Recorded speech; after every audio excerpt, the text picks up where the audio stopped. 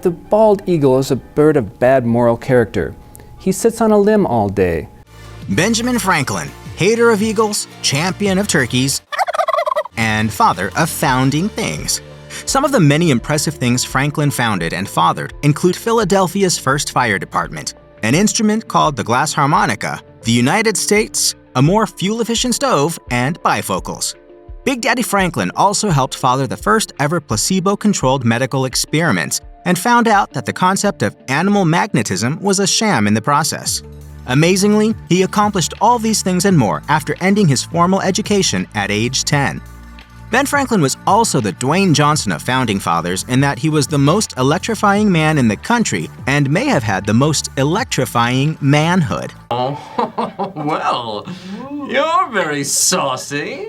Not only did he famously illustrate that lightning is electricity, he both invented the lightning rod and reportedly made sparks fly in the bedroom. That's just the sort of game I like. Despite debunking animal magnetism, he attracted so many attractive women that Time magazine literally called him a babe magnet in a 2003 cover story. One of Franklin's affairs produced his son William. William would prove how profoundly hard it can be to be a dad, even for someone as great at fathering things as Ben Franklin. Ignoring moral norms for a moment, William Franklin was just as legitimately a human being as any of Ben Franklin's 3 children, but he was born out of wedlock, and you know how judgmental people can get. Ben and his already married common-law wife, Deborah Reed, raised William. The boy would become a partner in science, even assisting Ben in his famous kite experiment. Unfortunately, founding father and son parted ways when it came to the American Revolution. As Time describes, Ben had been reluctant to break away from England, but ultimately soured on the monarchy. William never did. In that sense, the son simply followed in his father's footsteps until their political paths diverged.